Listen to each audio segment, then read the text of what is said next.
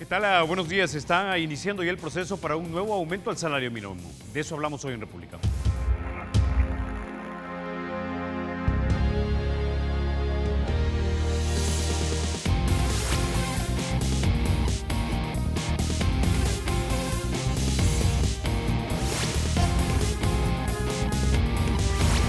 Toma el esférico y llega la magia de González.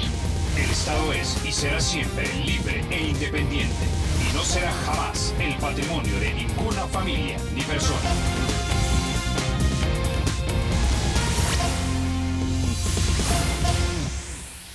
Bueno, sin mayor preámbulo, vamos a introducir a nuestros invitados esta mañana. Nos acompaña el licenciado Alejandro Rosales, presidente del Consejo del Salario Mínimo. También nos acompaña Marta Saldaña. Ella es la representante del sector laboral también en el Consejo del Salario Mínimo. Bienvenidos a República. Buenos días. Bueno, ¿qué es lo que dice la ley? ¿Tenemos que subir nuevamente el salario mínimo o no? Es bueno por el anuncio que hizo la ministra. Resulta que el último incremento fue diciembre de 2016. Pasó 17, vamos 18 y corresponde a 2019 por ley, porque se vencen los 3 años, incrementarlo. Una cosa es iniciar un proceso, otra cosa ya es el incremento. El último incremento de 2016 se inició en noviembre, el 18 de noviembre de 2015 y se materializó hasta diciembre de 2016. Entonces el proceso de revisión puede ser corto, eso va a depender de la discusión. Ustedes no olvidan el proceso que nos llevó de tiempo. Entonces el término legal es 2019, ahí no hay, es por ley, ¿verdad? Dice no puedan pasar más de 3 años sin que se revise el salario mínimo. Esa es una regla del Código de Trabajo. Ahora, doña Marta, el hecho de que sea legal no necesariamente implica que sea adecuado a la realidad. La pregunta es si es adecuado a la realidad de estar subiendo el salario mínimo con este intervalo de tiempo. Bueno, precisamente lo que se anunció ayer es que se va a iniciar un proceso, ¿verdad? El proceso implica hacer análisis, estudios de cómo está la situación del país, cómo están los diferentes sectores económicos del país, ¿verdad? En materia de empleo, productividad, inversión, plusvalía, etcétera. Esto va a conllevar, como ya bien se anunció el día de ayer, un proceso que va a estar acompañado precisamente por la Organización Internacional del Trabajo para delimitar un método, ¿verdad? Un método que nos permita precisamente tener como más claridad y que no se dé todo ese estira y encoge que se dio en la última discusión. Y aquí es donde es importante la participación de los sectores, y específicamente del sector empleador, ¿verdad? Entonces, como ya lo dijo el señor presidente del Consejo, es por ley que toca revisión, ¿verdad? Pero esto tampoco implica que va a haber un aumento per se, ¿verdad? Entonces la cuestión es que se van a revisar los diferentes parámetros económicos y la situación del país. Ok. En el proceso de elevar el salario mínimo han surgido lo que algunos consideran irregularidades. Creo que escuchamos lo que dijo Javier Argueta, que es el representante de la ANEP en el área legal, cuando opinaba precisamente sobre esto. Escuchamos. Nosotros consideramos que la ministra de Trabajo, en vez de estar resolviendo el problema si nos destituyen o no, debería de resolver el problema porque creó en 2 meses 80 sindicatos. Se debe resolver el problema porque ha incorporado sindicatos públicos a la negociación de salario mínimo del sector privado. Esto es como que si el sector privado ingresara a negociar los salarios de los empleados públicos. Eso no puede ser así. Y también debe de resolver el problema del por qué anuló a más de 75 sindicatos, no dándole los credenciales.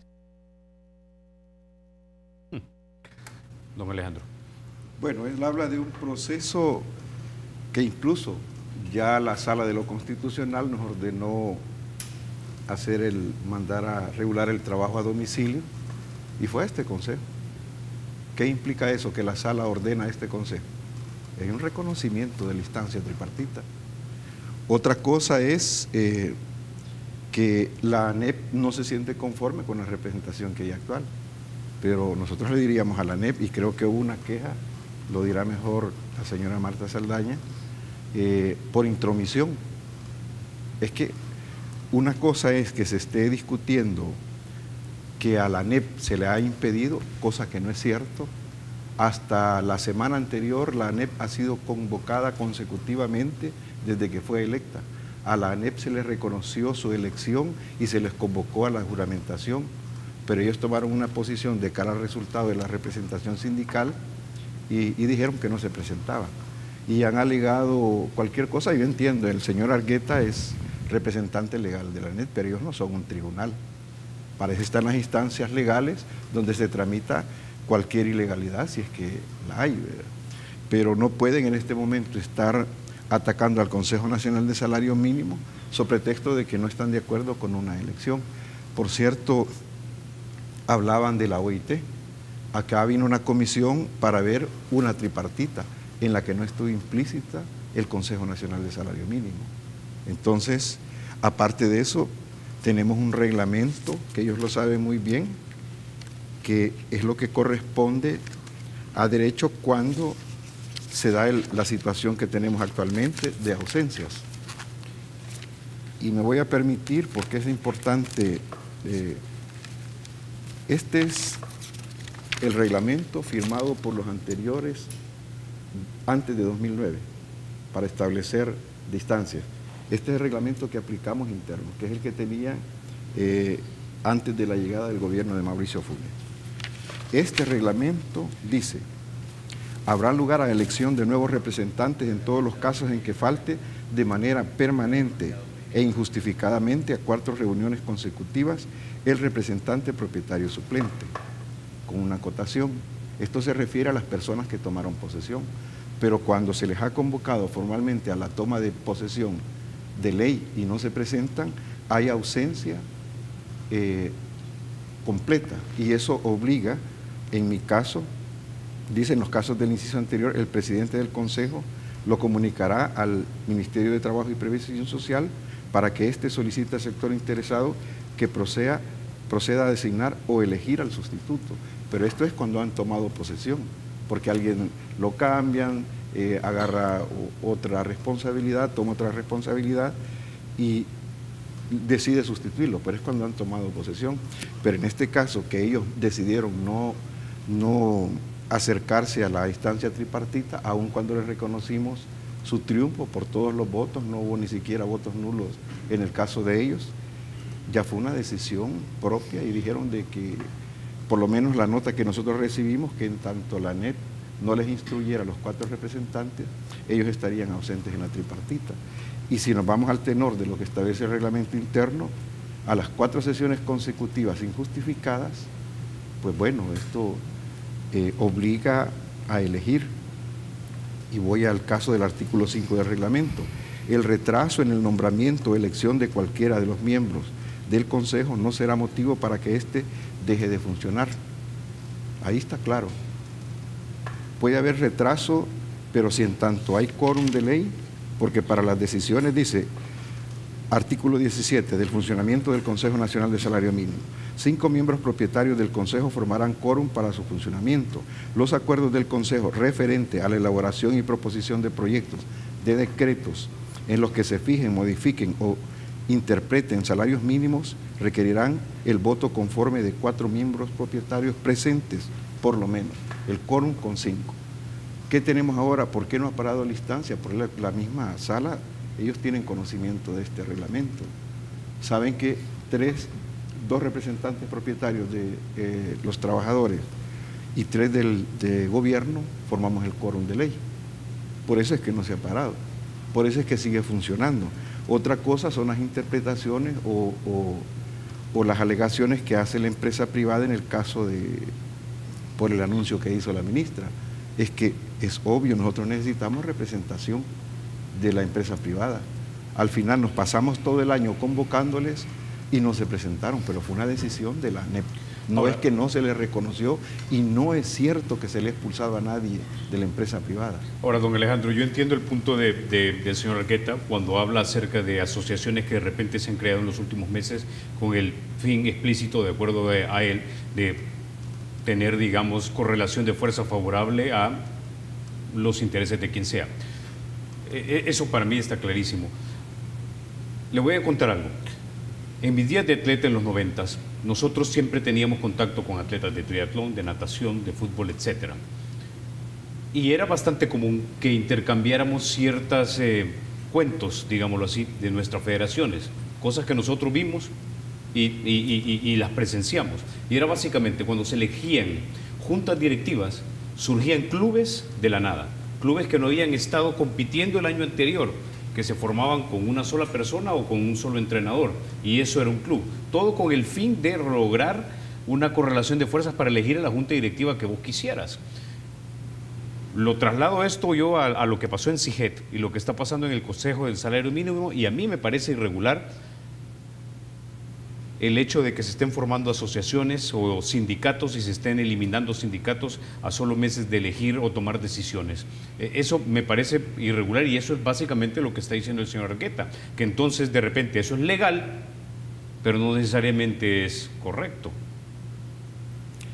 Esa es la declaración del representante de la gremial empresarial, pero usted puede convocar a su estudio al jefe del Departamento de Organizaciones Sociales o a la directora general de trabajo, para que le entreviste a ver si los procesos que se han llevado son tal cual como dicen expulsión. Yo no le puedo llamar expulsión cuando usted convoca a una directiva sindical y no se le presentan, y lo que usted quiere constatar que existen físicamente. Es un secreto, o bueno, algo a voces, de la bolsa de sellos con que se movían, y eso lo puede explicar mejor Marta, que conoce el ámbito sindical. Yo únicamente le puedo decir que nosotros nos presentamos a varios medios y presentamos casos de sindicatos duplicados, de sindicatos que no tenían, incluso habían votado con los mismos sellos. Entonces, de esos sindicatos que hablan, yo entendí por el informe que se dio que había sindicatos que cuando les convocaron para que validaran, porque año con año deben de validarse, no se presentaban.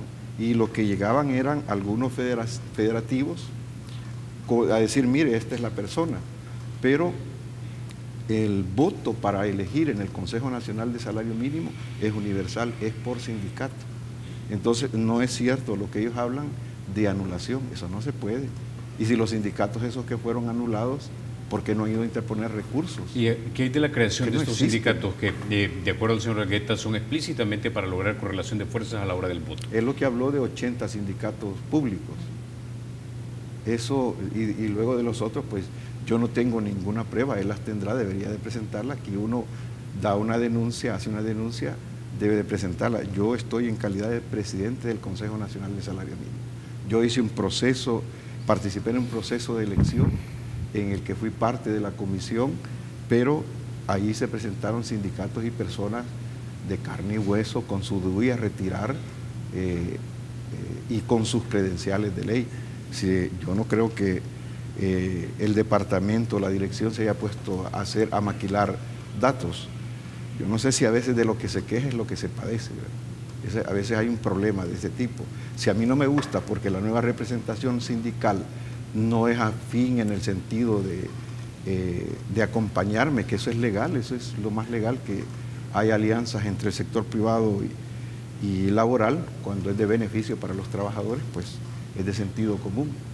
Pero creo que tampoco es válido ponerse a hacer acusaciones contra funcionarios de procesos si para eso están las instancias. Creo que hoy en día está en boga de muchos sectores, el empresarial, acudamos a los tribunales, llamemos al fiscal. Bueno, el señor Argueta, como representante legal de la ANEP, sabe cuáles son los procedimientos de ley en que se canalizan, no es a través de los medios y de acusaciones un poco a la ligera, porque hay un anuncio de una funcionaria y se empiezan a mezclar cosas como la OIT, cuando el punto es el salario mínimo. Creo que ellos interpusieron un recursos ante instancias superiores de derecho que hasta la fecha pues todavía no se han resuelto, han interpuesto los recursos. A nosotros pues le vuelvo a repetir, ya la sala nos ordenó arreglar el salario mínimo y no es cierto que estamos hablando aquí para un nuevo incremento. El anuncio que hicimos ayer es para el año que va a estar que ha arrancado el 1 de enero los nuevos decretos en los que no hemos incrementado salario mínimo, y de eso no se dice nada. Ya terminaron los decretos que estuvieron vigentes del 1 al 31 de diciembre, del 1 de enero al 31 de diciembre de 2017. Correspondía implementar los nuevos decretos porque había que incluir el trabajo a domicilio que nos ordenó la Sala de lo Constitucional en la resolución. Don Alejandro, vamos a regresar con eso después de la pausa, me la están pidiendo, y vamos a hacer entonces extensiva la invitación al señor Javier Argueta de que muestre lo que él cree son las pruebas que mostrarían las irregularidades a la hora de la aprobación de estos sindicatos que lograrían la correlación de fuerza a intereses que aparentemente no van con los intereses de ANEP. Antes de eso, déjeme contarle que ahora el Banco Promérica tiene Banca Móvil, un servicio más que va a facilitar sus transacciones y va a optimizar el tiempo. Es una app en la que usted puede realizar pago de préstamos, pago de tarjetas, pago de servicios y también transferencias entre cuentas. También puede hacer consultas como ubicaciones de los ATMs, corresponsales financieros, agencias, y esta app está disponible gratis desde la tienda Google Play y también del App Store. Ya volvemos.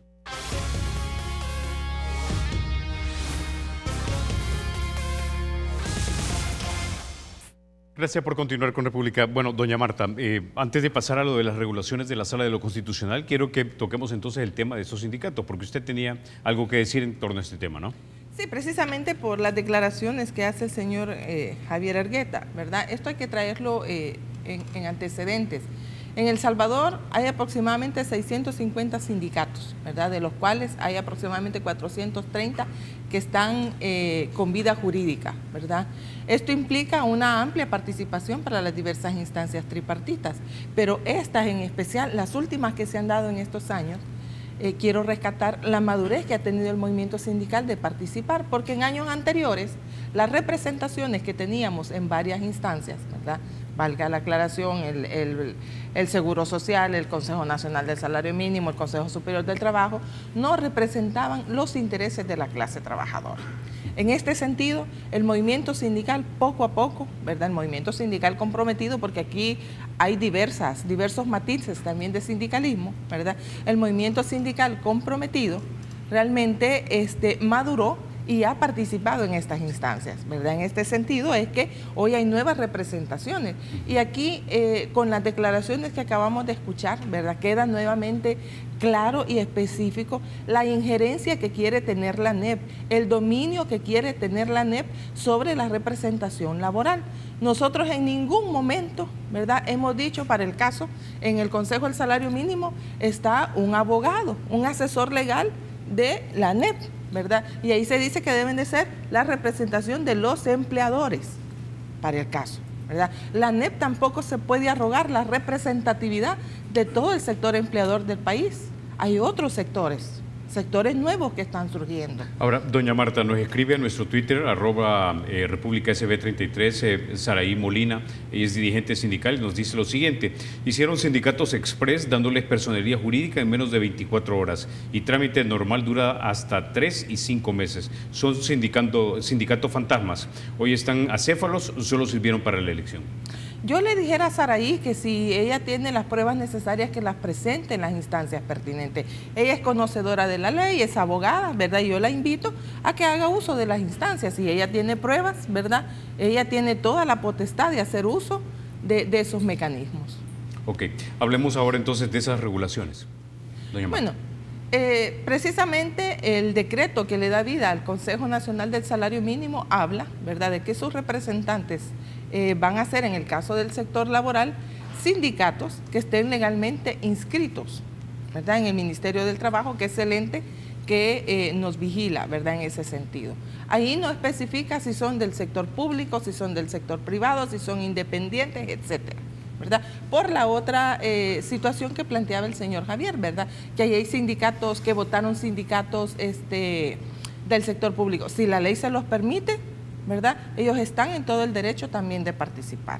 Esto, si a ellos les molesta, que presenten también una reforma a las regulaciones internas del Consejo Nacional del Salario Mínimo, pero eso también se debe de hacer participando, ¿verdad? O sea, nosotros, como les repito, se les ha convocado, se les ha respetado, nosotros no nos hemos metido, ¿verdad?, en señalar la representación de la ANEP porque no nos compete, y en ese sentido nosotros le hemos pedido respeto a la ANEP, ¿verdad?, para nuestro sector. Esto nos llevó precisamente el año recién pasado a presentar una queja ante la OIT, ¿verdad? Porque a todas luces, ¿verdad?, ellos quieren tener una injerencia y quieren tener un manejo en las decisiones del sector laboral.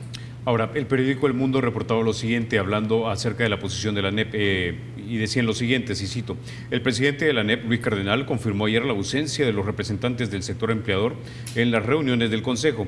Explicó a Diario El Mundo que decidieron no asistir a las reuniones porque su presencia en ese organismo implicaría avalar una ilegalidad. Quiero leer otra cita de él, dice: ninguno, dice, de acuerdo a don Luis Cardenal, trabaja en el sector privado y son de organizaciones afines al FMLN. Asistir a las reuniones es avalar una ilegalidad, señaló. Fíjese que yo en una oportunidad reciente, el año pasado, tuvimos una reunión donde estuvo el señor Cardenal, ¿verdad? Y en una de las pláticas decíamos, ¿por qué a las personas, ¿verdad?, en un momento determinado se le señala su participación política o se le señala su ideología política, ¿verdad? Él es de Arena, por ejemplo, él es un militante de Arena. ¿Y por qué ahí no es malo? ¿Y por qué en nuestro sector ser de X partido sí es malo?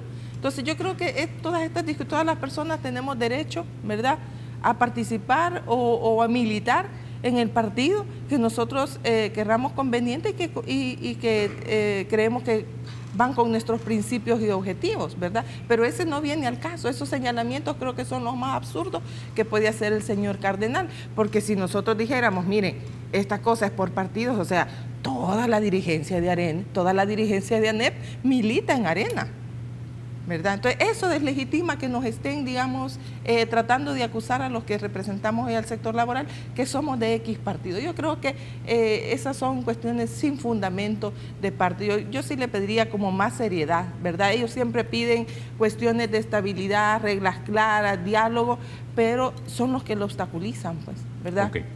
Saraí Molina le contesta a su comentario, dice ella: tengo las pruebas de los sindicatos que supuestamente se habían creado en 24 horas. Tengo las pruebas, dice. Ya se presentaron al Comité de Libertad Sindical y la misión de contacto directo de la OIT. ¿Te consta?, dice, refiriéndose a usted. Nosotros ya tenemos precisamente el resultado de la comisión que vino, ¿verdad? Y ahí prácticamente no dice mayor cosa, ¿verdad? O sea, yo la sigo invitando a ella que haga uso, así como ella hizo uso de la instancia. Hay que esperar los resultados y ya veremos, pues, ¿verdad? Ok. Ahora, don Alejandro, algunos microempresarios han dicho que subir nuevamente el salario mínimo, y ojo, no es que yo esté en contra per se de subir el salario mínimo, no quiero que se malinterprete, pero estoy voceando a los microempresarios, dicen que van a ser los más afectados, porque de repente la economía para ellos no está lo suficientemente buena como para decir, ok, súbanos lo que tenemos que pagarles a nuestros trabajadores. Bueno, nosotros tenemos acá nuestro balance a un año de implementación esto se lo voy a dejar para que le quede a su medio, y en él están los resultados del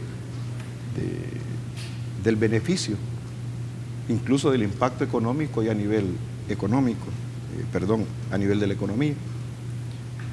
La población beneficiaria fue alrededor de 237,000. Los porcentajes de aumento oscilaron entre el 19.2% y el 141%. Pero vamos directamente a los impactos, sobre todo lo que se dice yo entiendo que a la pequeña empresa pues le toca el ajuste, toca hacer los ajustes necesarios para cumplir, pero también nosotros sabemos que crece la demanda interna. A más poder adquisitivo, más capacidad de compra, igual más capacidad de venta, y como en su momento lo sostenía un miembro del Consejo, estos incrementos no van a quedar a los grandes almacenes, grandes supermercados, la gente compra en la tienda, en los pequeños negocios, ¿no? Solo para ponerle ejemplos del comportamiento económico, ya visto el impacto del incremento al salario mínimo. La inflación entre enero y diciembre fue de 2.04, una inflación, lo sostienen los economistas, abajo de 2 puntos, ya 10 hacia arriba es pues, para empezar a pensarlo mejor, pero 2.04 con una economía como dolarizada como la nuestra, no ha sido mayor y estamos viendo ya los impactos un año después de aquel incremento, que se dijo que se iban a cerrar empresas, que iban a haber despidos masivos y cierre, ¿verdad? El consumo interno, de acuerdo al BCR, la masa salarial fue de 461 millones de dólares, eso implica un 4.5. El ajuste del salario mínimo contribuyó a que aumentara en 4.5 el salario nominal. El sector formal de la economía entre enero y agosto de 2017 es el que fue más impactado. El salario real, que es el poder adquisitivo, aumentó 4.1 hasta septiembre. Son datos del BCR. También el crédito de los hogares aumentó 4.1 entre enero y noviembre de 2017 con respecto al mismo periodo de 2016. Incluso, bueno, aquí entra el factor de remesas que no está vinculado al salario mínimo. Pero vamos a la parte privada. Inversión privada aumentó. Un empresario invierte cuando sabe que hay un mercado donde puede poner sus productos y hay capacidad de compra en el país. Entre enero y noviembre las empresas anunciaron una inversión de 1.746 millones de dólares. Por cierto, la mayor inversión se concentró en los sectores donde se pagan los mejores salarios mínimos: comunicaciones, electricidad, construcción, sistema financiero y comercio. En el comercio es donde está más la pequeña empresa. Incluso nosotros tenemos que el crecimiento que dio el BCR, aumento en el Producto Interno Bruto, el BCR estima que el PIB creció en 2.4. La mayor expansión que se registra en el sector es el agropecuario, porque se ha dicho que eso estaba muy comprimido y fue ahí donde dirigimos los mejores aumentos salariales. Ahora, don Alejandro, ¿no estaremos haciendo cuentas alegres ahí? Es decir, el Banco Central de Reserva, a través del doctor Oscar Cabrera, si mal no recuerdo, la semana anterior dijo que pronosticaba que la economía en El Salvador iba a crecer 2,4%, pero el Banco Mundial dijo que íbamos a crecer 1,8%, es decir, menos del estimado oficial del gobierno. Acuérdense que las mediciones del banco son regionales, del Banco Mundial, pero los datos del BCR son, ahora habría que cotejarlos con los mismos datos del PNUD, porque no solo es la fuente. Recuérdese que el Banco Mundial es un banco privado, ¿verdad? Y tiene sus mediciones, pero también el BCR es la medición de todo el comportamiento del económico. Las proyecciones que hizo el BCR del incremento al salario mínimo coinciden al final con este informe. Los datos que yo le estoy dando, por ejemplo, corresponden al BCR. Por ejemplo, el BCR estima que creció la productividad en 1.3. No estamos decreciendo. Usted dice, el Banco Mundial dijo de cuánto? 1,8. 1,8. 2.4. El estimado del doctor Cabrera. Por supuesto, o sea, hay un margen de estimación. Yo no me voy a meter a cuestionar al BCR, pero más. Sí. Y esto ya lo hemos discutido, de hecho, cuando hemos hablado del salario mínimo. ¿Por qué el salario mínimo tiene que ser aplicado a rajatabla para todas las empresas cuando de repente no es lo mismo una empresa que tiene un empleado que probablemente venda $120,000 al año, una venta de repuestos, por ejemplo, a una venta de repuestos que tenga 25, 30 empleados y tenga sucursales en 3 ciudades del país? ¿Por qué no se ajusta el salario mínimo a lo que la empresa hace de dinero? Me parecería todavía muchísimo más lógico que pague más el que gana más. Bueno, nosotros estamos, ya lo anunciaba Marta, que hemos solicitado el acompañamiento de expertos de la OIT para fijar un método de salario de país. Nosotros estamos claros. Esto se ha venido discutiendo, de establecer una política nacional de salario mínimo, y se lo digo como presidente desde 2009 a la fecha.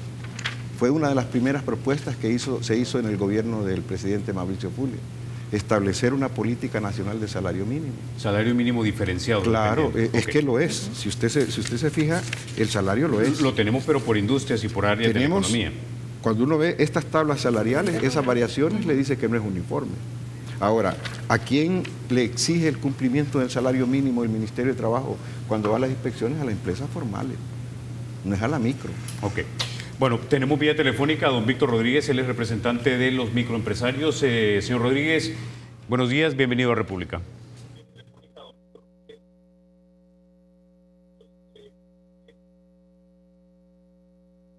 Bueno, parece que tenemos problemas de conectar. Aló, dígame. Señor Rodríguez, ¿cómo está? ¿Cómo impactaría una nueva alza en el salario mínimo a los microempresarios? Bueno, para empezar, me gustaría que lo que están diciendo ahí es de que se haga un análisis técnico para incrementar el salario mínimo, es lo que de hace tiempo se ha venido pidiendo y exigiendo que realmente se cumpla. Pero una cosa es lo que se dice y otra cosa es lo que se hace. Aquí sabemos que realmente se ha estado dando incrementos en el salario mínimo, pero en forma política. No les importan las consecuencias y el impacto que pueda tener en el empresariado salvadoreño, cuando sabemos que los más afectados son los micro y los pequeños empresarios, porque son los que más emplean pues a la gente que gana el salario mínimo, porque también no tienen las condiciones para poderles pagar más. Sabemos que este incremento del salario mínimo, hubo como 22,000 empleos que se perdieron, principalmente de las zonas maquileras, por que ya tenían contratos estipulados que al impactarle ese incremento del salario mínimo prácticamente generaron pérdidas pues para los empresarios. Eso provocó que se cerraran algunas pequeñas empresas, algunas maquilas, y eso no se dice. Pero sí me gustaría que, así como están ofreciendo que se va a hacer un análisis técnico para poder hacer un incremento apegado a la realidad o a la necesidad del país o a las condiciones económicas que lo permitan, que realmente así se hiciera, pero que no vengan a decir una cosa acá y que al final resulta que están haciendo o imponiendo lo que a los políticos se les antoja. Ok. Muchísimas gracias, señor Rodríguez, por haber estado esta mañana aquí con nosotros en República y dar su opinión sobre este punto del salario mínimo. Muchísimas gracias. Bueno, les doy entonces el derecho de réplica antes de terminar con esa primera parte de la entrevista. Yo quizás quisiera responderle con todo el respeto y quizás invitarlos, ¿verdad? Invitar a todos aquellos personas interesadas en esta discusión que se apersonen al Consejo Nacional del Salario Mínimo para poder comenzar a establecer, digamos, un diálogo, conocer esas realidades, ¿verdad? Conocer algunos parámetros y que nos permita en este periodo de este año, ¿verdad? Tener como mejores parámetros para poder tomar las decisiones que favorezcan a las grandes mayorías de este país. Yo creo que las puertas del Consejo Nacional del Salario Mínimo, así como se abrieron para la prensa, ¿verdad? Para que conocieran las discusiones, están abiertas para todos los sectores económicos de este país, para todas las organizaciones que en un momento determinado puedan presentar planteamientos y podamos discutir, ¿verdad? De una manera responsable este tipo de situaciones que son de mucho interés para la población de nuestro país. Ok, don Alejandro tiene la última palabra. Bueno, decirle a los pequeños y medianos empresarios que, como dijo la persona que participó, es correcto. Los mayores empleadores de este país es la pequeña y la mediana empresa.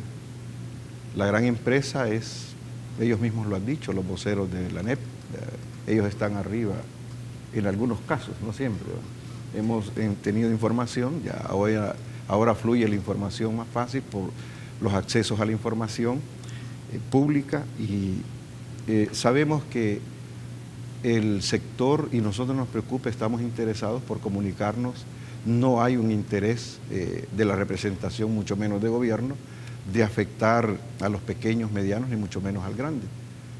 Lamentamos la posición adoptada y lo ratificó en la declaración ayer el presidente de la ANEP, el licenciado Cardenal, que ellos no asisten, tomaron una decisión. No sé si por solidaridad a quienes estaban antes ellos llaman que fue un proceso amañado. Obviamente ellos sustentan que el proceso no les ha parecido. Bueno, pero nosotros sí estamos anuentes y creo que es conveniente y se lo pedimos a la OIT, se los pueden comunicar, averiguarlo a la OIT.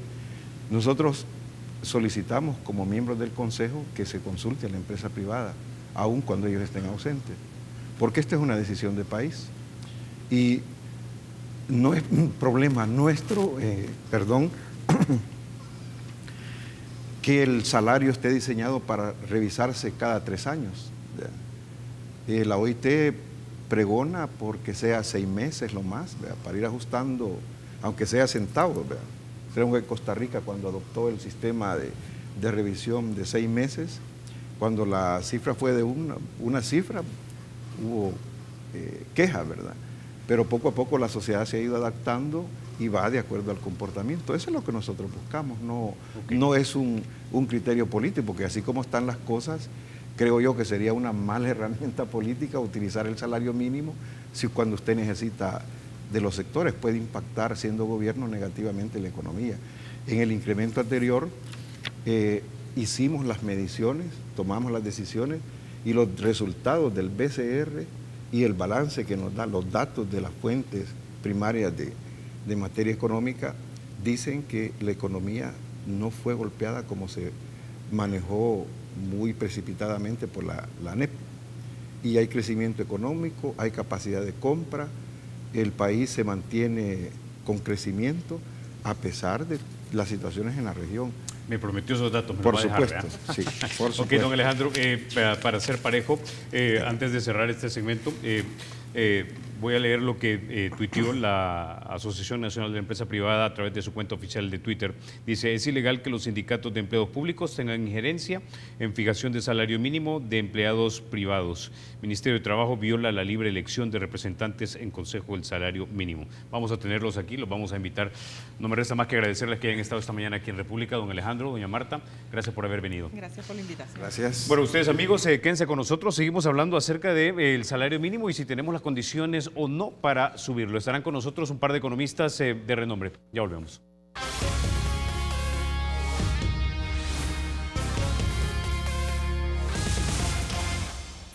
Gracias por continuar con República. Bueno, seguimos hablando acerca de si tenemos las condiciones económicas en este país para seguir aumentando el salario mínimo. Y eso es una pregunta legítima. No quiero que se entienda como que per se estamos en contra de subir o bajar el salario mínimo. Para hablarnos un poco más entonces de nuestra situación económica, esta mañana nos acompaña Ricardo Castaneda. Él es representante del Instituto Centroamericano de Estudios Fiscales, ICEFI, con base en Guatemala. Y también nos acompaña el señor Armando Álvarez, docente e investigador económico de la Universidad Centroamericana José Simeón Cañas. Caballeros, bienvenidos a República. Carlos, un gusto estar contigo y con Armando. Bueno, Armando, comencemos con usted. Tenemos entonces en este momento, como nos dijo en el segmento anterior don Alejandro y doña Marta, las condiciones económicas como para poder avanzar con una nueva alza en el salario mínimo en este país. Yo creo que para dar respuesta a eso es necesario ver la política salarial que se aplicó desde los 90. Bueno, la idea de la política salarial es que el mercado de trabajo, como cualquier otro trabajo, tiene un precio y ese precio es el salario. Entonces la idea era que si se establecía un salario demasiado elevado, la oferta y la demanda no iban a estar en equilibrio y eso iba a generar desempleo o, por el otro lado, inflación. Entonces, en cualquiera de esos dos casos no era conveniente para la economía desde esa perspectiva teórica y la idea era liberalizar ese precio, es decir, que la oferta se igualara con la demanda para que fuera un salario de equilibrio y así se llegara al pleno empleo, a mayores niveles de equilibrio, a mayores niveles de empleo, mayores niveles de trabajo, etc. Entonces, en ese momento, en la política, especialmente de Cristiani, se estableció que el salario estaba por encima del equilibrio y eso estaba generando desempleo. Por tanto, se decidió congelar los salarios nominales. Es decir, este salario mínimo, hubo varios años en que no hubo aumento. Junto con la inflación, el salario real, con salario real nos referimos a lo que somos capaces de comprar. Imaginemos una economía que solo produce manzanas, entonces estamos hablando de las manzanas que podemos comprar, el salario real empieza a decaer y en teoría eso nos debería llevar a un mayor nivel de empleo si es que no se está en el equilibrio. ¿Qué fue lo que sucedió? No observamos eso, en realidad no aumentó el empleo. En El Salvador tiene bajas tasas de desempleo, pero tiene una gran subutilización laboral cuando contemplamos el subempleo. Entonces no es cierto que el salario real estaba en desequilibrio, o al menos no es cierto que esa teoría en particular se cumplía para el caso de El Salvador. A ver, déjame detenerte ahí, Armando, para que la gente en casa de repente nos entienda. Cuando tú dices que estábamos por encima del equilibrio cuando se trata del salario mínimo, es básicamente que a la gente le estaban pagando demasiado en este país. Así es. Básicamente lo que nos dice esta teoría es que si el salario está por encima de la productividad, entonces va a haber desempleo. ¿Por qué sería eso? Imaginémonos, un empresario no va a contratar a una persona que produce menos de lo que le va a pagar. Entonces esa es la idea general. Pero ¿qué fue lo que sucedió? Eso no se apoyaba empíricamente. Y esto sucedió alrededor del mundo. Cuando vemos la productividad iba creciendo. Es cierto que no iba creciendo de manera acelerada, pero los salarios estaban estancados. Cuando hablamos de salario, hablamos de salarios reales, es decir, las manzanas que puedo comprar. Entonces los salarios estaban estancados. Cuando sucede esto, con la política, con el último aumento de salario, se intenta corregir esto que se tiene hasta el momento. Entonces, ¿qué se necesitaría para poder decidir si es un momento adecuado o no para subir el salario?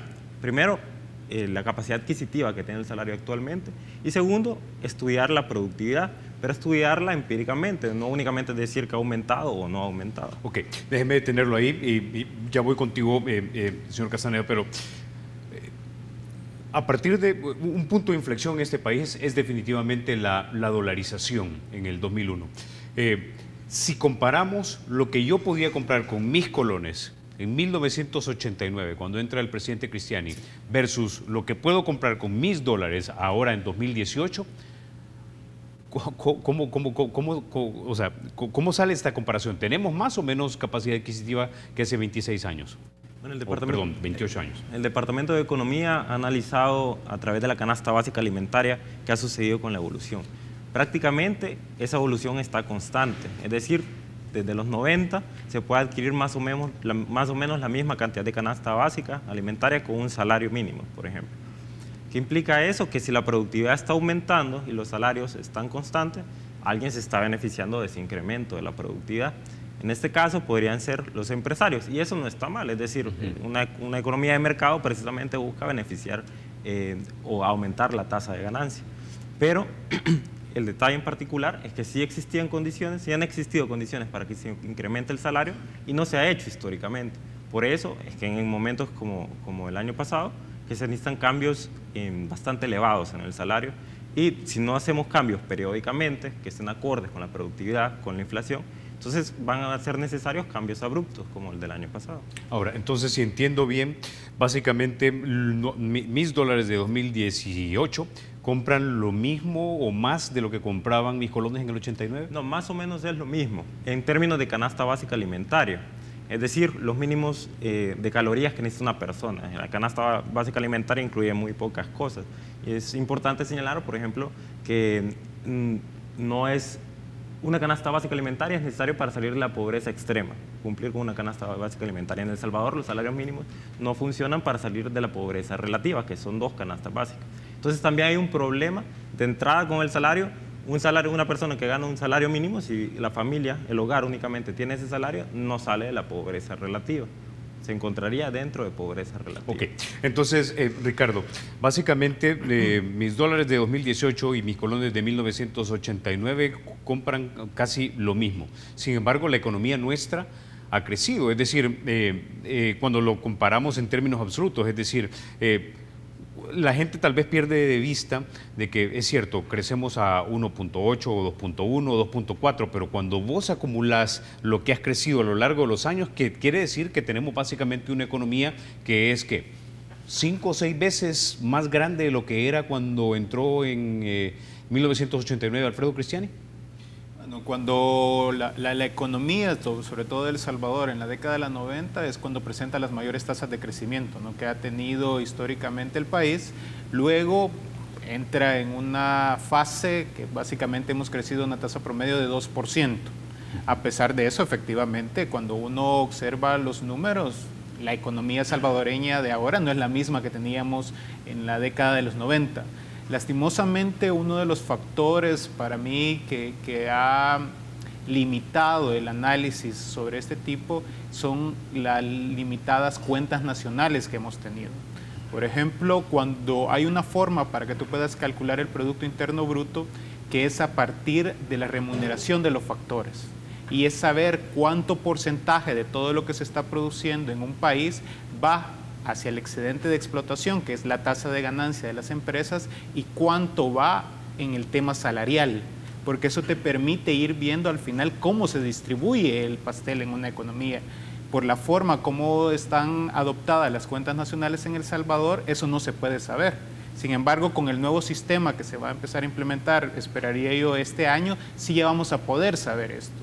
Porque hay algunos estudios, incluso con algunos datos del Banco Central de Reserva, que lo que te muestran es que el porcentaje de ganancia cuando se distribuye todo lo que se produce en el país ha incrementado. Entonces esto es lo que te habla de que la economía ha tenido un problema de distribución de la riqueza. Ok, déjame detenerte ahí entonces. Si comparamos nuestra economía actual de 2018 versus la economía de 1989 o de la de los 90, ¿qué más grande es nuestra economía actual que la de los 90? Estaríamos hablando de que básicamente un 2.5, 3 veces más grande que la que había en la década de los 90.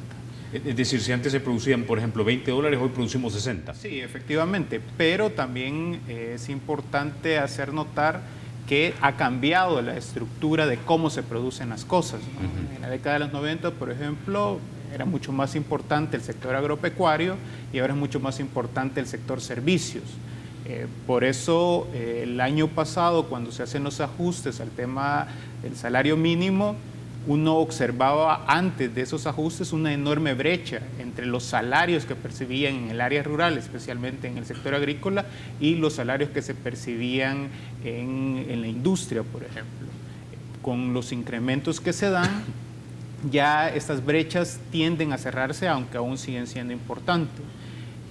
Los datos sobre cuál fue el impacto que se tuvo con ese incremento del salario mínimo es un estudio que realizó el Banco Central de Reserva a finales del año pasado, en el cual mostraba que el impacto que tuvo ese incremento del salario mínimo fue que en el caso de la inflación pasó de alrededor de 2.5 a 4%, es decir, un incremento que es sumamente manejable para una economía como El Salvador, pero también mostraban que el mayor beneficio lo tuvieron familias que estaban en situación de pobreza extrema, que pasaron en muchos de los casos de pobreza extrema a pobreza relativa. Pero un dato muy interesante que muestra este estudio del Banco Central de Reserva es que el porcentaje de ganancia incrementó. Ok.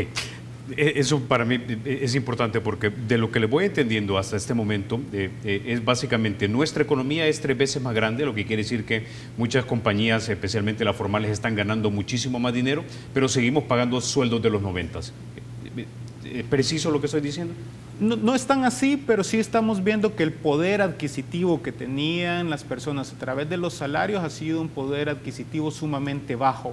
Y esta es una realidad que se ha dado en todos los países de la región de América Latina principalmente, que ya muy bien lo explicaba Armando, en el cual se planteaba que para que pudiera incrementar el empleo a nivel nacional, los salarios no debían de incrementarse. Sin embargo, a pesar de que en muchos casos el salario real básicamente estuvo congelado durante muchos años, el empleo no incrementó. Pero obviamente sí han habido problemas de distribución de la riqueza. Eso es innegable. Los niveles de desigualdad de nuestros países son niveles de desigualdad sumamente altos. Por ejemplo, la región de América Latina es una de las regiones más desiguales del mundo, pero la región centroamericana todavía es mucho más desigual. Por eso es importante que políticas como el tema del salario es muy importante. Ahora, en el tema de la política salarial, el salario mínimo es importante, pero no solo te debes de concentrar en eso, porque en el caso de El Salvador, por ejemplo, buena parte de la población está en el sector informal. Esto implica que no recibe el salario mínimo. Por ello es muy importante políticas de empleo que permitan formalizar a estas personas, porque ¿de qué te sirve a ti que puedas tener un salario mínimo sumamente alto si al final de cuentas la mayor parte de la población está en el sector informal y no va a poder llegar a ello, ¿no? Entonces, por eso es muy importante que cuando se habla de política económica se tenga una visión mucho más integral, y creo que eso es lo que ha hecho falta, porque en el caso de El Salvador el modelo económico está exhausto. Lo más que se puede crecer en el país es un 2%, por eso es que la generación de nuevos empleos año con año es sumamente limitada. Es incapaz de poder absorber a toda la nueva demanda de trabajadores que están haciendo. Y entonces esos son los elementos que deben de estar en la mesa al momento de hablar sobre el tema salarial. Ok, señor Álvarez, nos vamos a ocupar eso del modelo económico porque creo que también es importante, pero reitero mi pregunta. Quiere decir que si tenemos una economía más grande, unas 3 veces con respecto a los 90, ¿seguimos pagando sueldos de los 90? Creo que sí, es decir, se mantiene ese nivel salarial y la productividad ha incrementado. Creo que eso es importante mencionarlo. Se incrementa la productividad y los salarios están congelados, entonces alguien se está beneficiando de eso. Y eso no es algo exclusivo de la economía salvadoreña. Claro. Hay muchos estudios que a partir de los 80, a nivel mundial, en el caso de El Salvador a partir de los 90, la política económica que se implementa empieza a generar importantes desigualdades.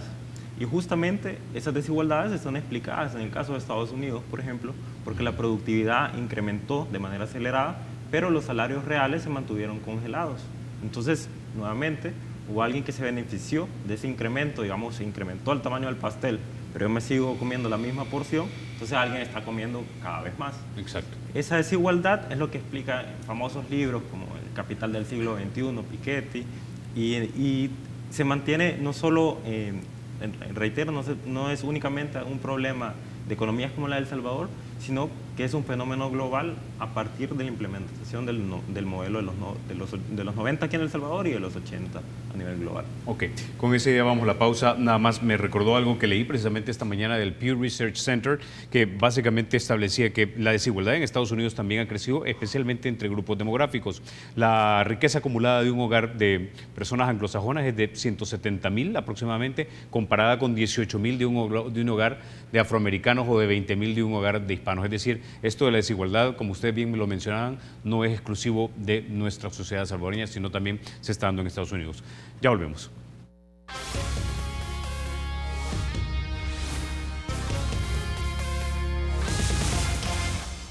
Gracias por continuar con República. Bueno, señor Castaneda, hablemos entonces del crecimiento económico que vamos a tener. Ya lo dijimos, 2,4 dice el doctor Cabrera del BCR, 1,8 dice el Banco Mundial, pero metámosle también otro factor aquí importante y es el anuncio que se hizo en Estados Unidos de la cancelación del TPS. ¿Cómo eso de repente nos puede impactar a nosotros económicamente? Por lo menos para el 2018, si hubiera un impacto, yo creo que lo que uno podría esperar es que se incremente el flujo de remesas, lo cual en el corto plazo obviamente implicaría que habría más poder adquisitivo de familias y que esto se va a traducir en consumo y que por lo tanto la economía pueda crecer. Entonces yo creo que este año particularmente vamos a poder observar tasas de crecimiento muy similares a las observadas el año pasado. Hay que decirlo, en el caso de El Salvador el potencial, lo máximo que se debería de estar creciendo es 2%. Eso es el potencial que se tiene con la cual estructura productiva es sumamente bajísima. Por eso es que si queremos nosotros tener tasas de crecimiento más alto, debemos de transformar el actual modelo económico. ¿Qué uno esperaría que se estuviera haciendo para poder cambiar ese modelo económico? Uno es el tema de educación. Sin embargo, ¿qué es lo que pasa? Por ejemplo, en el presupuesto aprobado para este 2018, que luego que ya los diputados y diputadas hicieron ajustes tanto por el lado de los ingresos como por el lado de los gastos. En el caso de los ingresos se incrementa principalmente la recaudación que se esperaría de impuestos sobre la renta y de IVA en 86 millones, que nosotros en el ICEFI creemos que es una recaudación que se puede lograr. Obviamente requerirá que la administración tributaria haga su trabajo, pero en el lado de los gastos, ¿qué encontramos? Bueno, que en el caso particularmente de educación, el presupuesto aprobado para el año 2018 es de 3.2% del PIB. En el año 2015 el presupuesto era de 3.6%. La misma situación sucede con el tema de salud. En el tema de salud, si nosotros comparamos el presupuesto como porcentaje del PIB del año 2018, el que se aprobó, respecto al del 2012, ha caído. Entonces, tú esperarías que desde el Estado, desde el sector público, para poder mejorar las condiciones de vida de las personas, pero además para poder transformar la economía, es invertir en las personas. Claro. Pero lo que estamos viendo es que por tratar de reducir el déficit que se ha venido haciendo en El Salvador, que el déficit fiscal se ha venido reduciendo, es decir, por buscar un poco el cuadrar las cifras, estás poniendo en riesgo el potencial de desarrollo que puede tener El Salvador, lo cual para nosotros es un error. No podemos esperar tener resultados distintos si lo que estamos haciendo es invirtiendo menos en temas tan sensibles como educación y como salud. Y yo creo que eso nos debería de llamar en un contexto electoral a las fuerzas políticas, que si nosotros queremos tener un país distinto, hay que tocar el tema fiscal, pero tocarlo de manera seria.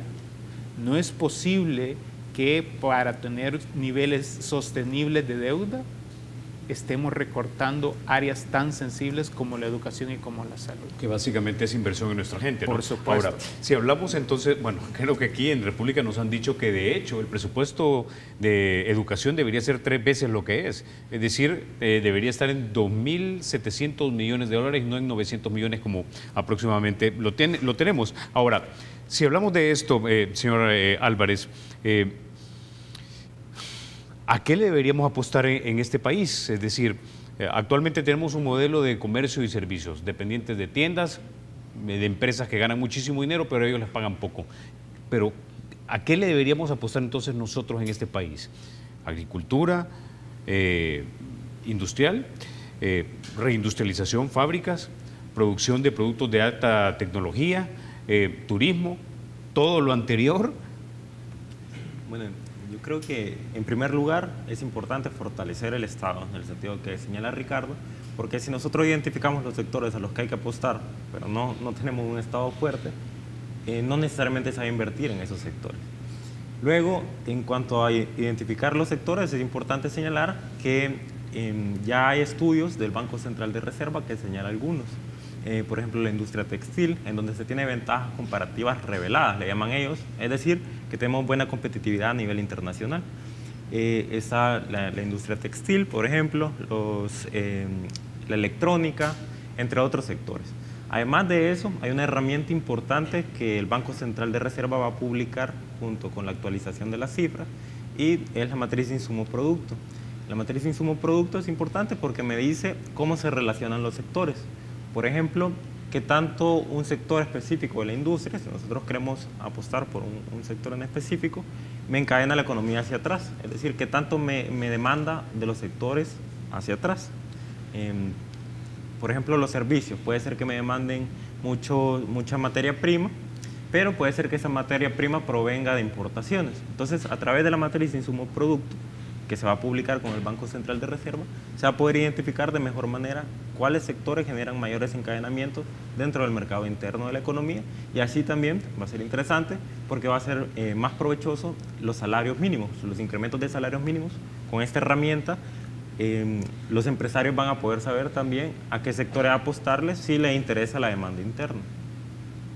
Ok, entonces, a juicio de ustedes, y le voy a reiterar esta pregunta que también lo hice en el segmento anterior, es, ¿tenemos actualmente entonces en nuestro país las condiciones para elevar nuevamente el salario mínimo? Yo creo que es necesario un estudio de la productividad, qué ha sucedido con la productividad y qué va a suceder, cuáles son las proyecciones de la productividad para el próximo año. Y también es necesario un estudio o una aclaración de las cifras de lo que mencionaba Ricardo inicialmente con respecto al excedente bruto de explotación. ¿Existe margen dentro de las ganancias para incrementar los salarios? De entrada podría decir que sí, pero es necesario revisar las cifras. Ok, ahora, señor Castaneda, en este contexto del país que queremos, ¿refleja la aprobación del presupuesto general de la Nación nuestras prioridades? Primero hay que decir que en un contexto electoral es positivo que las fuerzas políticas se hayan puesto de acuerdo. Digamos que eso creo que sería lo que yo destacaría. Es lamentable que las discusiones del proyecto de presupuesto se hayan hecho a puertas cerradas en Casa Presidencial, cuando realmente se tuvieron que haber hecho una comisión de Hacienda y especial del presupuesto, que para eso está diseñada, y además frente al escrutinio de la ciudadanía para que pudiera participar la sociedad civil. Lastimosamente eso no fue. ¿Refleja nuestras prioridades? No, en el sentido de que para este año la partida más importante es el servicio de la deuda. Vamos a pagar más por el servicio de la deuda que lo que vamos a destinar en educación. Ok, pongámosle números. Por ejemplo, para el servicio de la deuda estaríamos esperando alrededor de pagar para el 2018 1.015 millones de dólares, mientras que para el tema de educación estaríamos hablando de alrededor de 940 millones de dólares. Además, hemos empezado a observar que ha habido una contención del gasto para intentar tocar el tema, tener o apuntalar al tema de sostenibilidad financiera, pero no se ha tocado nada por el lado de los ingresos. Ya nosotros hemos advertido que en el caso de El Salvador, la carga tributaria que se tiene es una carga tributaria sumamente baja. Para el 2018 se espera una carga tributaria neta de 15.8% del PIB. Podemos autoengañarnos y decir, miren, con esa carga tributaria es suficiente para que alcancemos el desarrollo, pero nos estaríamos autoengañando. Ningún país en el mundo va a aspirar a tener mejores condiciones de vida con un Estado tan pequeño. Y principalmente cuando la distribución que se está haciendo de ese presupuesto tan limitado está afectando esas áreas tan sensibles como hablábamos, como educación y salud. Por ejemplo, el gasto social para el año 2018 llegaría a niveles del año 2012, con una situación social que es sumamente vulnerable. Por ejemplo, un dato. Pero entonces, ¿en qué se nos está yendo la plata? ¿Solamente en el servicio de la deuda o, como dicen algunos en el Partido Arena, en puras plazas de personas que son activistas y ahí se nos está yendo el dinero? No, de hecho hay estudios del Fondo Monetario Internacional que muestran hacia dónde se han ido los incrementos de plazas. La mayor parte de incrementos de plazas se han ido a educación, a salud y también el tema de seguridad. Recordemos que en el caso de El Salvador, los recursos que se están destinando a seguridad cada vez son más importantes. Entonces, este es un punto que debemos de ponerlo en la mesa, de cuáles son las prioridades que queremos y cuánto debemos de poder invertir en ello. Por ejemplo, cálculos que hemos realizado en el ICEFI dan cuenta de que si lográramos que los 800,000 niños y niñas que ahorita están afuera de las escuelas pudieran tener acceso a la educación, prácticamente necesitaríamos contratar 30,000 nuevos maestros, con todas las dimensiones que eso implicaría. Es evidente que el actual presupuesto entonces no podría dar la respuesta a ello. Ni la infraestructura tampoco. Efectivamente, entonces es eso lo que se debe de estar discutiendo, pero no se está haciendo. La clase política tiene una visión muy cortoplacista del tema de las finanzas públicas y de la política fiscal en general, en que lo más importante es el tema del presupuesto. Por ejemplo, el próximo año se nos van a vencer casi 800 millones en eurobonos. Esos hay que pagarlos el próximo año. Eso sumado a lo que ya servimos actualmente, es decir, vamos a tener que pagar como 1.800 millones de dólares en deuda. Efectivamente, más o menos eso sería lo que se tendría que pagar el próximo año, sino que es un poco más. Y eso debería de estarse discutiendo cómo se va a hacer. Entonces, el tema de los acuerdos sigue siendo importante. Hoy justamente que se conmemora los acuerdos de paz, El Salvador requiere unos nuevos acuerdos de paz y eso pasa por un acuerdo fiscal integral. Podemos intentar obviar el elefante blanco que está en la sala, pero el elefante blanco va a seguir estando ahí. Y es importante que toda la clase política, los distintos actores estén a la altura y que realmente podamos discutir en serio cuál es el país que queremos y cómo se va a financiar. No podemos seguir postergando porque si no lo que estamos postergando son las posibilidades de que el país realmente entre en una ruta de sendero hacia el desarrollo. Ok, señor Álvarez, le voy a dar la última palabra. En este país, si usted escucha hablar a representantes de la derecha económica o la derecha política, te dicen que la manera en la que calculamos el Producto Interno Bruto en este país está desactualizado y que cuando se actualice nuevamente vamos a ver que la carga tributaria en este país no es 15,7%, sino que va a subir más. Ese es un argumento que utilizan estos sectores para decir nosotros ya pagamos suficiente cantidad de impuestos, no deberíamos de estar pagando más impuestos. Algo que intuyo el señor Castañeda estaría en desacuerdo. Ahora, También tenemos un 70% de la economía en este país que es informal. Realmente, ¿cuánto podríamos sacar en términos de dinero en nuevos impuestos si nosotros pudiésemos asignarle, por ejemplo, un monotributo a toda esta cantidad de microempresarios o de medio empresarios que no se han formalizado? Es decir, como para decir si realmente podemos dotar de los recursos suficientes a nuestro Estado para llegar a ese país que ya el señor Castañeda ha descrito. Bueno, solo complementando un poco la idea de Ricardo y después voy con la pregunta. Creo que El Salvador tiene un problema de modelo económico. El modelo económico, como señalaba Ricardo, está agotado. Y ninguna administración, sea de Arena, sea de FMLN, sea de Nayib Bukele, ninguna administración va a cambiar el modelo mientras no se modifique la carga tributaria.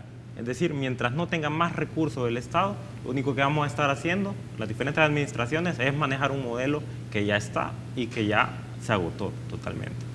Con respecto a la necesidad o no de incrementar impuestos con la actualización de cifras, es interesante señalar que hay un estudio del Fondo Monetario Internacional que señala que en el corto y en el largo plazo, un incremento de un punto porcentual de la carga tributaria con respecto al Producto Interno Bruto tiene menos impacto en el crecimiento que una disminución del gasto público. Entonces, si nosotros tenemos que hacer un ajuste, el famoso ajuste que se está mencionando, la consolidación, hasta el momento se estaba haciendo por el lado del gasto, pero con el estudio del Fondo Monetario Internacional, estamos diciendo una institución que normalmente apoya las medidas de disminución del gasto, con ese estudio del Fondo Monetario Internacional, si solo nos interesa el crecimiento, es más efectivo incrementar la carga tributaria. Por último, con respecto al monotributo, para el sector informal, es importante considerarlo, pero a mí me gusta mucho el planteamiento que una vez escuché de ICEFI, y es que hay muchos impuestos que pueden ayudar a la progresividad, así como también el combate a la evasión y también el estudio de las exoneraciones fiscales. Entonces, una vez nosotros ya tengamos un sistema tributario más progresivo, podemos hablar de esos impuestos de monotributo, que seguramente van a tener un impacto regresivo, porque van a sectores informales de la población que usualmente tienen un menor nivel de ingreso.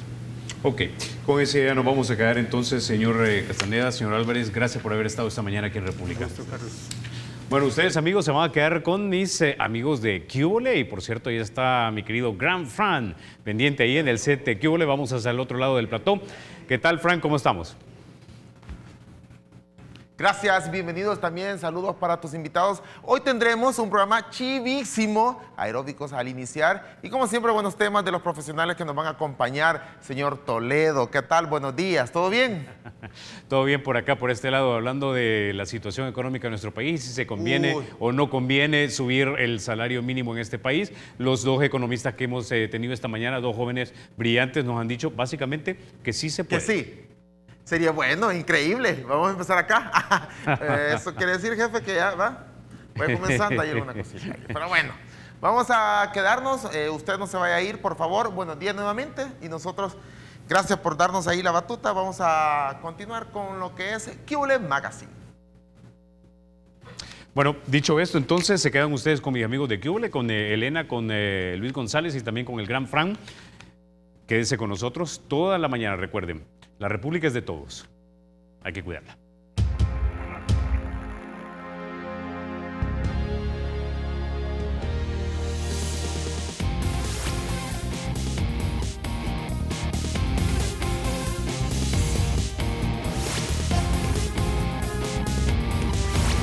Toma el esférico y llega la magia de González. El Estado es y será siempre libre e independiente. Y no será jamás el patrimonio de ninguna familia ni persona.